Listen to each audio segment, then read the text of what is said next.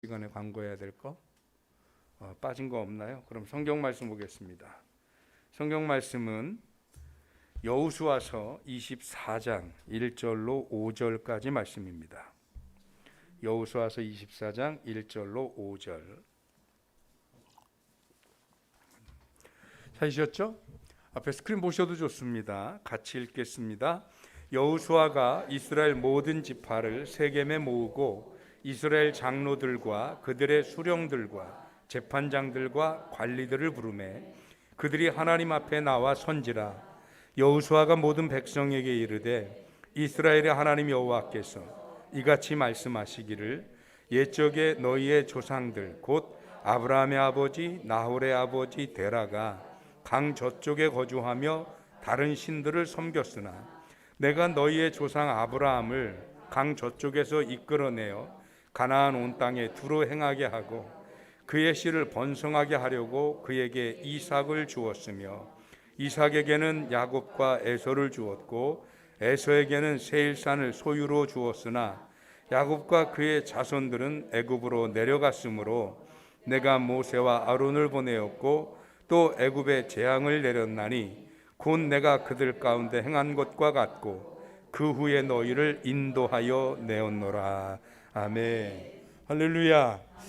하나님의 크신 은혜가 오늘도 함께 하실 줄 믿습니다. 우리 옆에 분들하고 인사하실까요? 잘할 수 있습니다. 왜 하지 않은지도 모르고 자꾸 하자고 그러면 잘 해주셔서 너무 감사해요.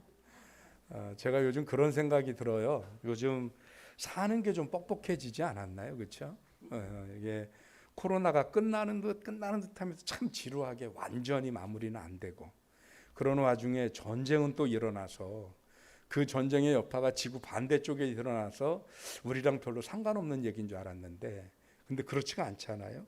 지금 뭐 기름값이라든가 국제 곡물값이라든가 이런 게 급등하면서 미국이 금리를 올렸는데 우리나라가 벌벌 떨고 있고 그러면서 지금 고유가, 고물가, 고금리 뭐 월급 빼고 다 오르는 그런 상황을 맞으면서 사는 게 되게 버거워요. 그래서 안 건드려도 그냥 혼자 막 열받아가지고 지금 머리에서 김 나오기 직전인데 날씨는 또 왜 이렇게 더운지 갑자기 푹 찌면서 안 그래도 김 나올 머리에 더 뜨거운 열받는 것 같아서 그래서 하루하루 그냥 버티는 게 참 버거운 매일매일의 연속인데 근데 여러분 우리 좀 전에 인사한 것처럼 잘할 수 있습니다.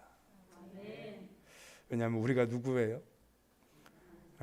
하나님의 자손이죠. 그런가 하면 또 의지의 한국인이고요. 코로나도 전 세계에서 가장 잘 극복해내고 있는 민족입니다. 한국 사람 같은 그런 나라가 없어요 사실은. 그런 걸 보면서 잘 해낼 수 있으리라고 믿습니다. 그리고 여러분들이 첫 번째로 꼽은 것처럼 우리는 하나님의 사람들인데 그 하나님의 사람다운 모습으로 이 어려운 그런 상황 얼마든지 잘 이겨내고 극복할 수 있으리라고 믿습니다. 오늘 성경을 통해서도 그걸 좀 깨달았으면 좋겠습니다. 오늘 성경을 보면 여호수아의 마지막 고별 편지예요. 여호수아서 전체가 24장까지밖에 없어요. 그런데 24장에 있는 말씀이니까 여호수아가 자신의 삶을 다 살아내고 사명을 감당하고 마지막으로 이제 이스라엘 백성들에게 당부하는 말이기도 하고 고별 설교이기도 한 거거든요.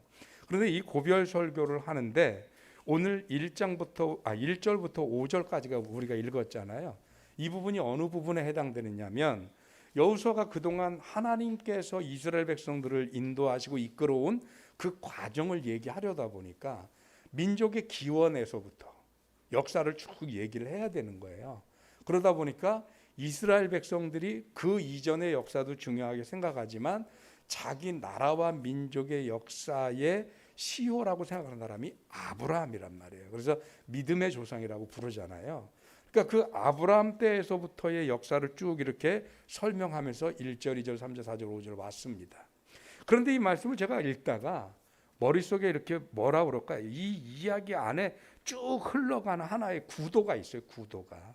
근데 그 구도가 뭔가 이렇게 생각하는데 뭔가 모르는 힘이 하나 지나갔는데 이게 뭘까 생각해 봤더니 다른 게 아니고 하나님은 세상 가운데 있었던 또는 우상 단지 속에 있었던 그런 아브라함, 즉 데라의 아들. 데라가 뭐 하던 사람인지 아시죠?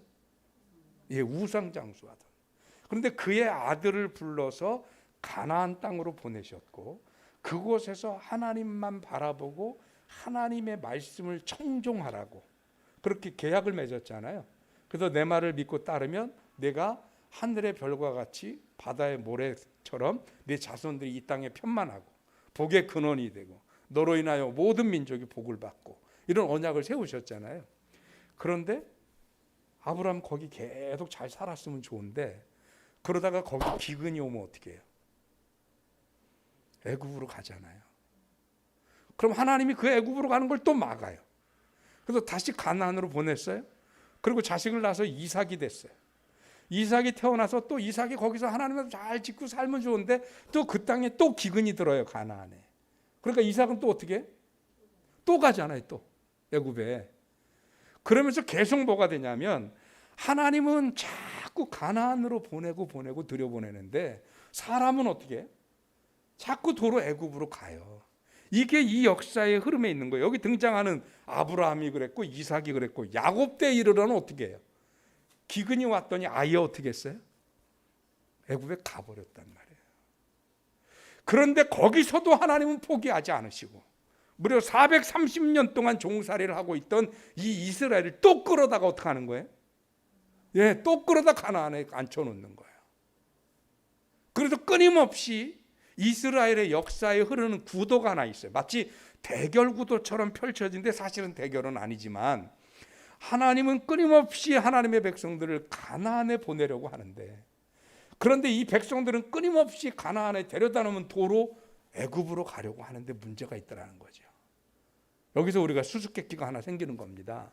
어떤 수수께끼냐면 왜 가나안에 있던 사람들이 그곳이 약속의 땅이고 젖과 꿀이 흐르는 땅이라고 하는데 거기를 내버려 두고 왜 자꾸 애굽으로 가려고 했을까 하는 의문입니다. 그런데 그 의문은 제가 성지순례 가보니까 아주 쉽게 풀렸어요.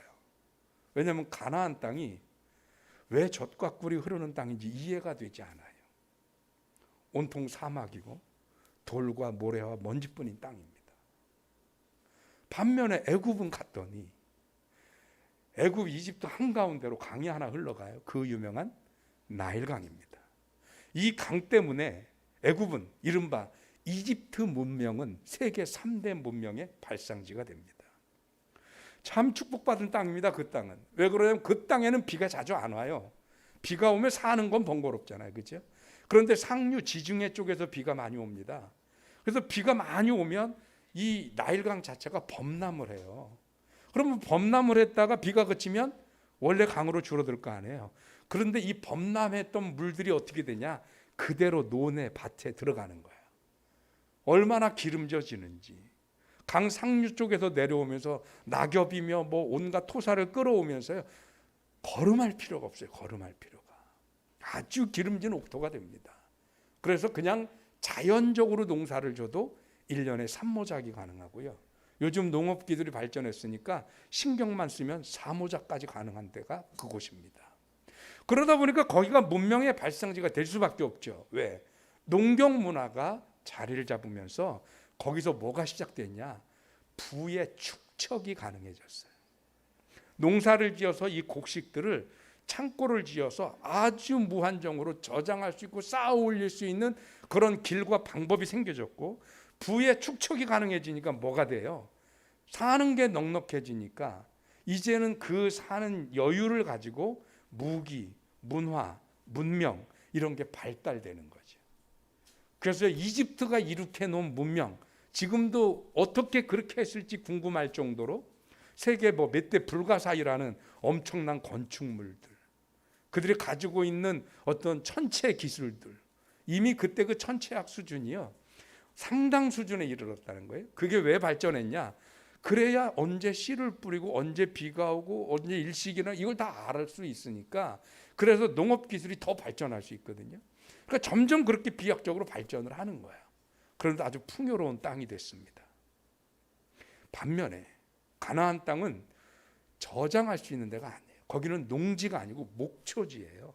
그래서 목축업을 하는 이 유목문화권에 있는 사람들이 여기서 풀 뜯어먹다 다 떨어지면 이쪽 가고, 여기서 풀 뜯어먹다 다 떨어지면 또 아래로 가고 위로 가고, 이러면서 떠돌이로 살아야 되는 데니까, 떠도는 사람들이 무슨 창고를 지으며, 떠도는 사람들이 무슨 뭐 부를 축적할 수 있는 그런 방법이 뭐가 있겠어요. 기껏 축적해봐야 양의 마리수를 늘려가는 것밖에 방법이 없어요. 문화가 다릅니다. 그러다 보니까 기근을 만나면, 목축 문화권에 있는 사람들은 그 기근을 헤쳐나가기가 어려운 거예요. 축적된 부가 없거든요. 근데 반면에 농경 문화권은 기근을 만나도 쌓아 올린 부가 있고 쌓아 올린 곡간에 곡식들이 있단 말이에요. 그 얘기가 극명하게 드러난 게 요셉 이야기잖아요. 7년 동안의 대기근에서 이스라엘과 그 팔레스타인 지역에는 야곱의 식구들만 아니라 그 지역에 있는 사람들은 다 먹을 게 없어요. 반면에 애굽에는 있다고요. 왜? 곡간을 많이 져서 풍년일 때 다 저장해 놓으면 얼마든지 먹을 수 있다. 그때 기근이 아니더라도 그럴 수 있는 문화적이고 농업적이고 그렇던 그 경제적인 시스템이 갖춰져 있는 데가 애굽이에요. 그러니까 사람들은 어떻게 되냐? 가나안 땅에서 기근을 만나요? 극복할 수 있는 방법이 없어 보여요. 그러니까 어떻게 하냐면 인간적인 관점과 판단에 의해서 이 위기를 극복할 수 있는 길이 어딨냐라고 찾다 보니까 애굽으로 가더라는 거지. 그래서 하나님은 그토록 하나님의 백성들을 가나안으로 보내는데, 그들은 그곳에서 위기를 만나고 기근을 만나면 도로 어떻게 하더라고요? 애굽으로 가더라. 왜냐하면 애굽에 가니까 경제적인 여유도 있고 먹을 것도 있고 구원받을 길도 있고 살아날 길도 있는 것 같이 보이는 거예요. 그래서 갑니다. 근데 갈 때마다 아브라함도 그랬고 이삭도 그랬고 그들의 문제를 해결했나요? 아브라함은 자칫하다가 거기 가서 아내 뺏겼으면 어떡할 뻔했어요? 믿음의 조상이 못 될 뻔했어요. 이삭도 마찬가지잖아요. 어쩌면 그렇게 그런 건 안 가르쳐줘도 잘 담는지 아버지 한지 똑같이 하다가 이삭도 역시래 하나님의 그 구원의 계보에서 하마터면 그 역사를 그르칠 뻔했잖아요. 그러다 야곱은 어떻게 됐습니까? 결국 온 식구 다 데리고 애굽에 갔어요. 그러면서 처음엔 좋았지요. 자기들의 문화를 보장받았습니다. 고센 땅에 살면서. 그러면서 자기들이 얼마든지 그곳에서 나름대로 히브리인의 고유의 모습과 신앙과 종교를 다 지키면서 살 수 있을 줄 알았습니다. 그런데 가서 거기 있다 보니까 문명의 이기를 조금씩 경험하고 그들의 권력에 조금씩 길들여지면서 이스라엘은 결국 뭐가 됐나요? 네, 노예가 됐습니다. 그들의 힘이 나를 구원할 줄 알았는데 결국은 그들의 힘 앞에 굴복할 수밖에 없었고요.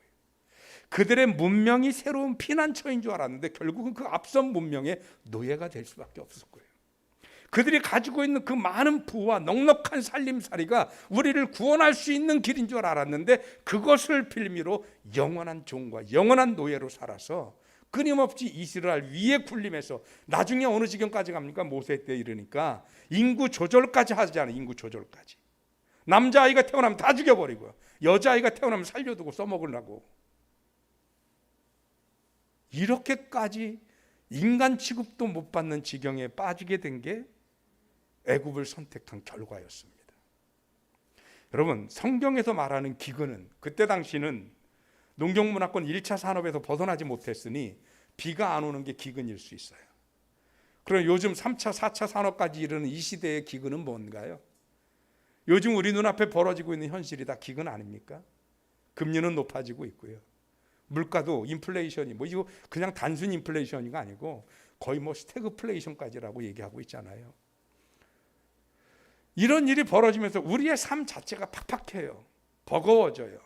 그럼 이때쯤 되면 우리도 무슨 생각이 드냐면 예수 믿어도 소용없나 봐. 뭐 교회 다닌다고 답이 있는 건 아닌가 본데 하면서 우리는 인간적인 또는 세상적인 세속적인 다른 것들에 관심을 갖기 시작합니다. 당장 예수를 믿는 거기에서 그곳이 가나안 땅인지는 알지만 세상의 기근에 즉각적인 해결책이 이 안에 없어 보이는 거죠. 그러니까 즉각적인 해결을 줄 것 같은 세상에 더 관심이 많아지는 거죠. 그래서 세상 사람들이 사는 삶의 방식들을 우리도 취하고 싶어 해요. 자꾸 유혹당합니다. 그 사람들처럼 하고 싶어져요. 양심이고 뭐고 윤리고 도덕이고 신앙이고 뭐고. 그런데 그렇게 해서 살면 지금 당장 눈앞에 이익은 있겠죠. 그것으로 지금의 이 위기와 기근을 벗어날 수 있는 것처럼 보이겠지요.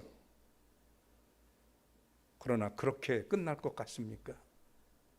우리도 모르는 사이에 그 유혹에 이끌려 우리는 세상과 사탄의 노예가 될 것입니다. 물질의 노예가 될 거고요. 목적이 정당하다면 수단이야 어찌 되든지 그것이 윤리적인지 신앙적인지 관심조차 없는 양심의 화인 맞은 자가 될지도 모릅니다. 그러면서 우리는 점점 세상과 제도와 돈과 권력과 흐름의 노예가 될 것입니다. 행복하지 않을 거예요.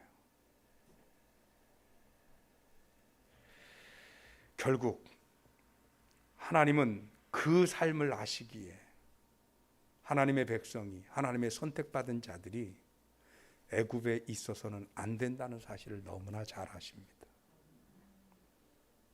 그들은 애굽에 있어서 되는 백성들이 아니고 가나안에 가야 되는 백성들이에요. 눈앞에 있는 이익 몇 개 때문에 세상의 유혹에 휩싸여서 그 세상의 노예로 사는 그런 사람들이 아니라 하나님이 그 세상의 노예 가운데서 우리를 불러서 선택하셔서 가나안 땅, 지금 당장 기근이 어렵고 힘들게 우리를 괴롭게 무겁게 고통스럽게 하고 있지만 그러나 그곳에서 더 이상 세상의 노예도 아니요 물질의 노예도 아닌 하나님이 우리에게 주신 주권적 삶을 회복하고 가나안의 주인이 되어서 살기를 바라신다는 거예요. 그런데 우리 자꾸 우리 스스로 세상의 노예의 길을 가요. 너무나 안타깝습니다. 이 애굽 사람들이요, 사람들 자체를 보면 어떻습니까? 세계에서 가장 위대한 문명을 만들어 놨지만 지금도 여전히 애굽의 벽화나 이런 데를 보면 세계에서 가장 난잡한 문화를 가지고 있기도 합니다. 사람이 배부르고 둥 따뜻하면 뭐 하는지 아시죠? 옛날에도 보면요, 가난한 집에서 무슨 가족관계가 어려워지고 이런 게 별로 없어요. 먹고 살기가 바빠요. 근데 대부분 남편들 딴짓하고 한눈 파는 집들 보면 왜 그래요? 대부분 퍼센테이지, 다 반드시 그런 건 아니지만 퍼센테이지로 보면 주로 있는 집이 잘 그래요. 배부르고 등 따뜻하거든요. 그러니까 애국 사람들도 그래요. 그들의 문명이 안정돼 있잖아요. 농경 문화 때문에 안정적이라고요. 그러니까 애굽의 신은 한계가 아니에요. 다신론이에요.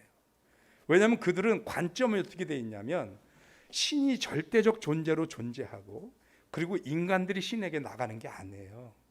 농경 문화 속에서 내 삶이 안정되는 게 최고의 가치이다 보니까 나는 가만히 있고 신들이 와서 나를 지키고 보호해주고 보장해주고 이렇게 해야 되는 거예요. 그러니까 어느 한 신 갖고는 마음이 안 놓여요.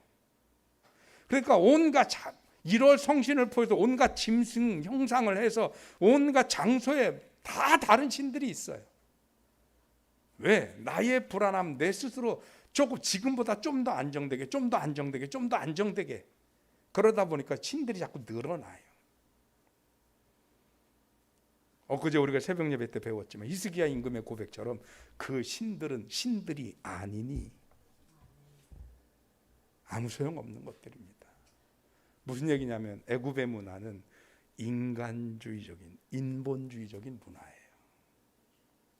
그러다 보니까 하나님과의 관계가 이어질 수 없습니다. 그래서 하나님은 그 가운데서 하나님의 백성들을 불러서 가나안으로 보내시는 거죠.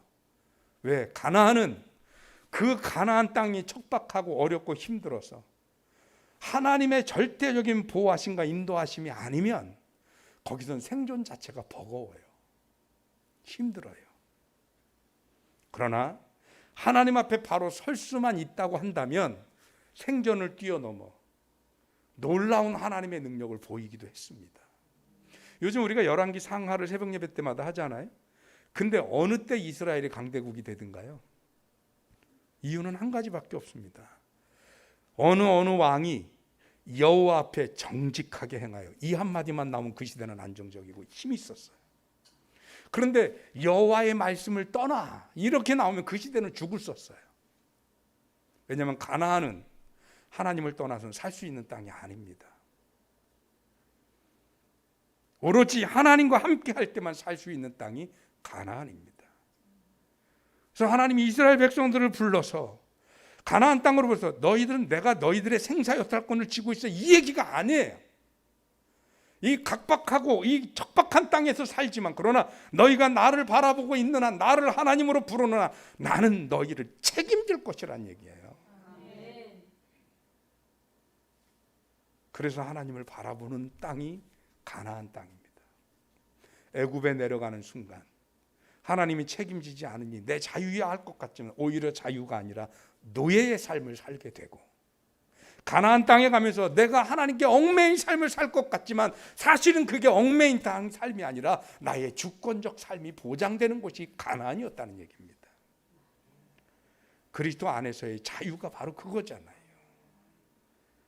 그 삶을 살 수 있기를 바랍니다. 어떤 분들이 그런 얘기를 하더라고요. 목사님, 하나님이 좀 축복을 주시려면 그냥 자꾸 치게 주시면 좋은데 왜 맨날 딱 필요한 만큼만 주실까요? 딱 그만큼만 해주시더라는 거예요.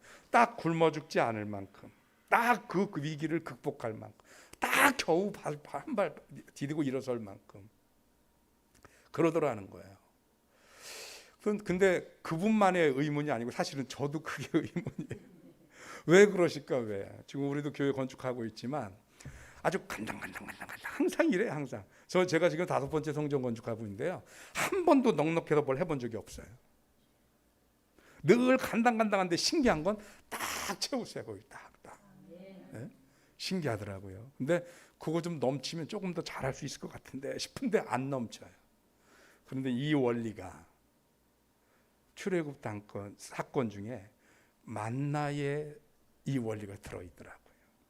만나는요, 내가 필요한 만큼만 먹으면 돼요. 근데 그보다 많이 거두면 어떻게 했어요? 썩었습니다. 그런데 그거 썩는 거 걱정 안 해도 되잖아요. 필요한 만큼만 먹어도 그 다음날 되면 어떻게 해요? 어김없이 내립니다. 어김없이. 하나님을 온전히 의지하고 믿으면, 하나님 말씀을 들으면 하나님의 말씀은 어김없이 내립니다. 예수님이 가르쳐 주신 기도 가운데도 오늘날 우리에게 일용할 양식을 주옵소이지 남아 돌만큼 차고 넘치도록 지천이 되도록 주시옵소서, 이런 말씀 없어요. 우리의 필요를 얼마든지 채우시는 하나님이시지만 남아 돌고 잉여가 돼서 누구처럼 이 애굽이 남아돌고 저장하고 그런 부분들이 발생하면서 인간주의적이고 다신론이 발생하고 하나님과 멀어지고 도저히 하나님과 함께 할 수 없는 존재들이 되어버리는 그런 삶이 하나님이 우리에게 원하시는 삶이 아닙니다. 그래서 가나안 땅에서 힘들고 기근이 되면 그 땅을 떠나는 것이 길이 아니라 원래는 오히려 더 하나님의 이름을 부르는 게 해결책이지요. 가나안 땅은요, 거기를 떠난다고 문제가 해결되는 땅이 아니라 어려울수록, 기근이 들수록, 고난이 임할수록 하나님을 더더욱 크게 불러야 해결되는 땅이 가나안 땅입니다. 그리고 성경에 보면 나오미라는 사람이, 룻기서 아시죠? 나오미가 똑같습니다. 성경의 구도는 똑같다니까요. 가나안 땅에 또 기근이 왔어요. 그랬더니 어떻게 합니까? 이 사람도 또 떠나서 기근이 없는 땅으로 가잖아요.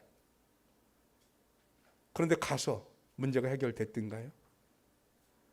남편 죽고 두 아들 죽고 이방의 며느리들만 거느리고 다시 올 수밖에 없는 처량한 신세가 됩니다. 가나안 땅을 떠났더니. 그런데 이 나오미가 어느 날 퍼뜩 깨달은 거죠. 도로 가나안으로 가야 되겠다. 그런데 놀랍게 가나안에는 그 기근 중에 떠나지 않은 자들이 있었습니다. 그 가나안을 지킨 자들이 있었습니다. 그들은 거기서 뭐 했을까요? 그 기근 동안에 굶어 죽었습니까? 안 죽었습니다. 이방으로 갔던 이 나오미가 쫄딱 망하고 인생 완전히 바닥치고 그리고 다시 돌아갈 때 품어줄 수 있는 사람들이 그대로 존재하고 있었습니다.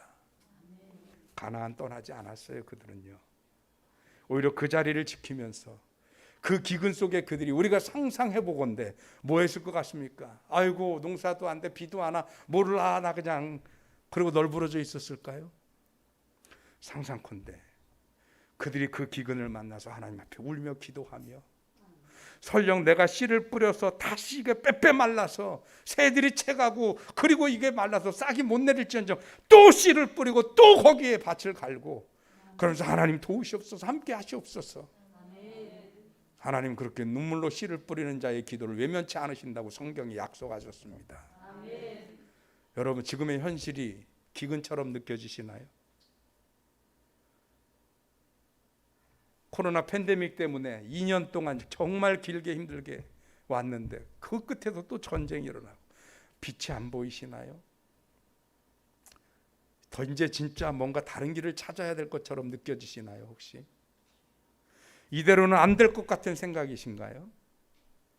그러나 여러분 다른 어떤 곳에 길이 있는 것이 아닌 것 같습니다. 오늘 성경은 우리에게 뭐라고 말하느냐 하면 기근이 있으면 변하고 떠나고 다른 길을 찾는 것이 아니라 하나님 앞에 서는 거라고 말씀하고 계신다는 사실입니다. 오늘 여호수아의 결론이 이렇습니다. 24장 오늘가 1절부터 5절까지 읽었지만 쭉 이스라엘의 역사를 얘기한 다음에 뭐라고 하느냐면 그러니 너희들이 하나님을 택하든지 아니면 우상을 택하든지 니네 마음대로 해라. 그건 너희들의 자유다. 그래놓고 여호수아가 뭐라고요? 그러나 나와 내 집은 어떻게 한다고요? 여호와를 택하겠노라. 여호와만 섬기겠노라. 이 얘기하는 거잖아요. 결론이 그 얘기잖아요. 여러분 저와 여러분들이 기근을 만나고 어려움을 만나고 고난을 만났어요? 그게 버거워요? 오히려 더더욱 하나님의 이름을 부르는 저와 여러분들이 되셨으면 좋겠습니다. 그래서 혹시 어려워서 우리가 그동안 다른 데 좀 관심을 가졌고 다른 길을 찾고 좀 이리저리 두리번거렸습니까? 아니요. 오늘 제목처럼 다시 가나안으로, 다시 주님을 향해 우리들의 고개를 들 수 있는 저와 여러분들이 되시기를 주님의 이름으로 축원합니다. 기도하겠습니다. 하나님, 우리들의 삶이 생각보다 버겁습니다. 그래서 이제는 뭔가 결단을 내려야 하고 이제는 뭔가 변화를 주어야 하지 않나 갈등할 때가 너무 많아졌습니다. 그러나 오늘 말씀은 우리에게 다시 교훈하기를 아니 다른 데가 아니고 다른 무엇이 아니라 다시 하나님 앞에 다시 가나안으로 서라고 말씀하고 계십니다. 이 말씀 의지하고 하나님 바라보게 하시고 끊임없이 이 가나안을 포기하지 않고 하나님 안에 머무는 주의 백성들 되게 하여 주옵소서. 예수 그리스도 이름으로 기도하옵나이다. 아멘. 찬양하겠습니다. 아무것도 두려워 말라. 두려워하지 마십시오. 하나님이 저와 여러분들을 지켜주실 줄 믿습니다. 주님이 저와 여러분들의 산성이시고 요새시고 능력이신 줄 믿습니다. 아무것도 두려워 말라. 나의 하나님이 지켜주시네. 놀라지 마라. 겁내지 마라. 주님 나를 지켜주시네.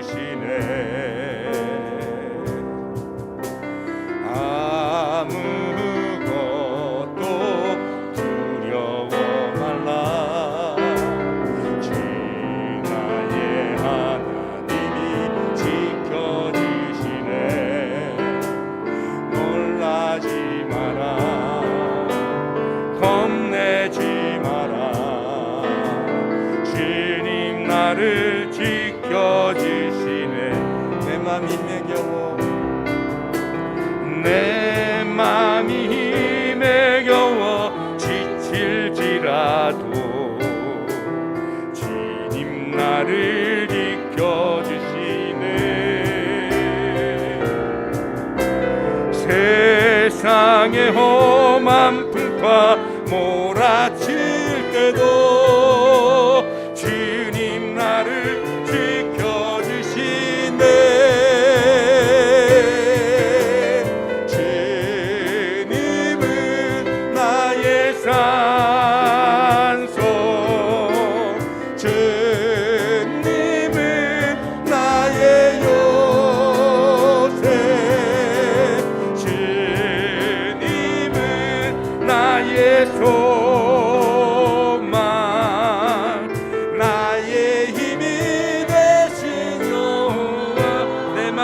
힘에 겨워 지칠지라도 내 맘이 힘에 겨워 지칠지라도 주님 나를 지켜주시네.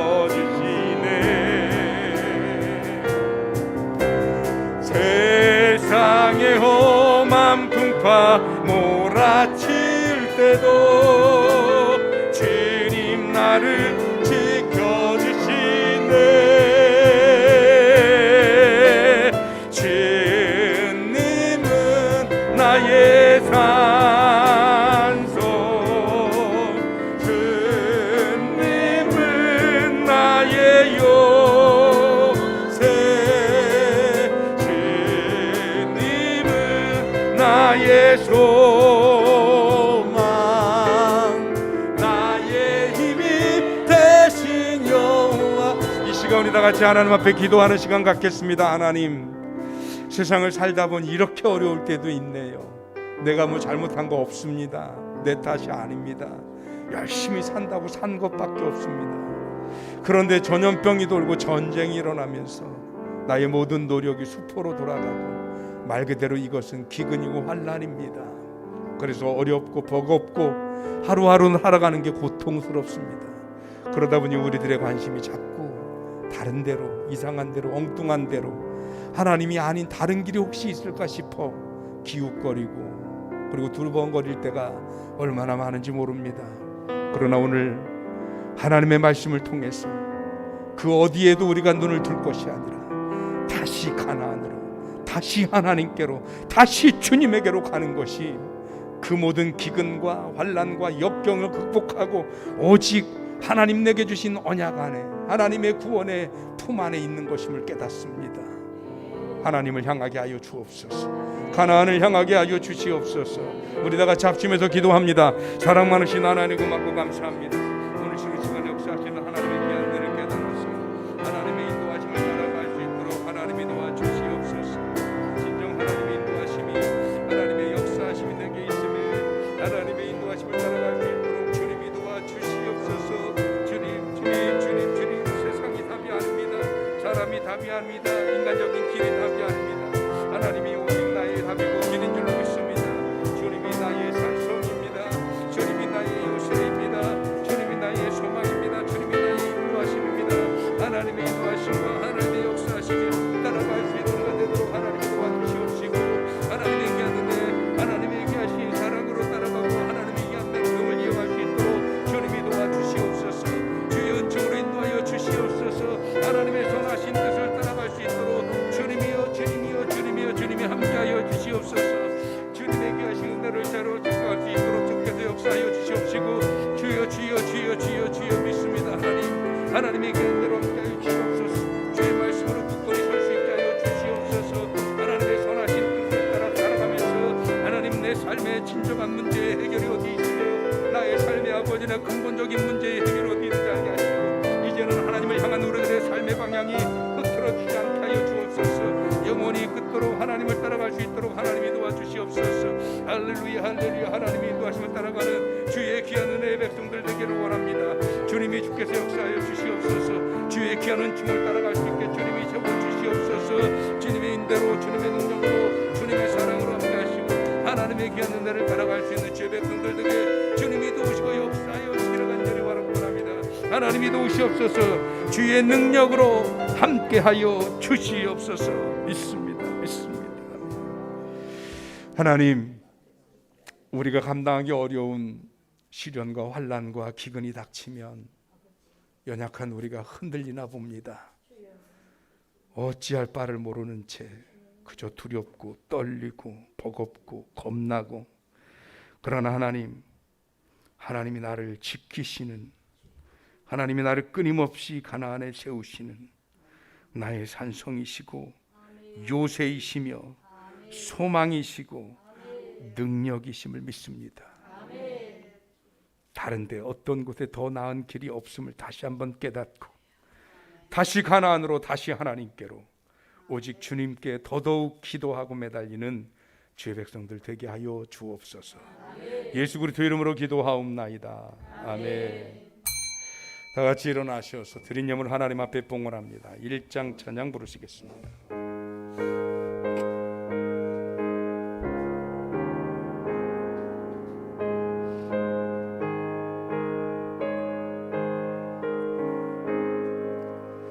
만복의 근원 하나님 오늘서 찬송 드리고 저 천사여 찬송하세 찬송 성부 성자 성령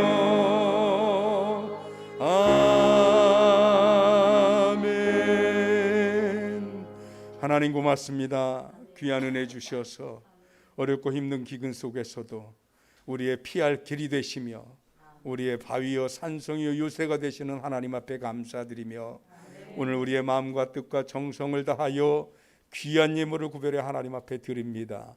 하나님께서 이 예물 받아 주시옵시고 어느 것 하나 땅에 떨어지지 아니하고 온전히 하늘로 올려지는 소중하고 복된 재물이 되게 하여 주시옵소서. 주님께서 이 예물에 축복하시어서 이 예물이 주의 이름으로 쓰일 때에는 30배, 60배, 100배의 결실을 낼 수 있게 하여 주시옵시고 이 예물이 쓰여지는 곳곳에서 하나님의 나라가 확장되고 주의 복음이 전파되며 주의 이름이 증거되는 놀라운 역사가 일어나도록 하나님 도와 주시옵소서. 또한 드린 손길들 축복하여 주시어서 저들이 이 어렵고 힘든 불경기를 지나면서도 하나님을 향한 저들의 마음과 사랑이 식어지지 않았기에 마음으로 정성으로 기도하며 눈물로 하나님 앞에 드린 예물인 줄 믿습니다. 주님 앞에 드린 것 때문에 저들이 어렵거나 굶주리거나 궁핍하지 않게 하여 주옵시고 오히려 주님께 드린 이것이 하나님 오병이어의 그 작은 물고기 2마리 보리떡 5개처럼 기적을 부르고 축복을 부르는 놀라운 예물이 되게 하여 주시어서 저들의 삶에 하나님의 응답으로 채워주실 때 하나님 인간의 생각으로 인간의 머리로 상상할 수 없었던 놀라운 하나님의 축복과 기적이 임하게 하여 주시옵소서. 그리하여서 하나님의 백성들 어디로 가서 무엇을 하든 머리 될지언정 꼴이 되지 말게 하옵시고 꾸어줄지언정 꾸임받게 하지 마옵시며 주님의 축복하심과 인도하심이 저들의 삶과 가정과 하는 일마다 놀라운 축복으로 넘쳐나게 하여 주시옵소서. 지금은 우리 주님 예수 그리스도의 은혜와 하나님의 극진하신 사랑과 성령의 감화 감동 살아 역사하시고 축복하시는 은혜가 오늘 또다시 가나안을 바라보며 절대로 이 가나안을 떠나지 아니하고 영원토록 하나님 바라보고 하나님의 백성이 되기를 소원하는 사랑하는 든든히 서가는 게 모든 성도들의 머리 위에와 저들의 가정과 경영하는 기업과 자녀들과 그리고 지금도 지구 반대편에서 이 전쟁의 폐허로 하나님 아파하고 신음하고 고통스러워하고 눈물을 흘리는 모든 하나님의 백성들 위에 하나님의 한없는 사랑과 은혜와 능력과 은총이 이제로부터 영원토록 함께하여 주시옵기만을 간절히 축원하옵나이다. 아멘. 주여 믿습니다. 하나님 함께하여 주십시오. 주의 은혜 주의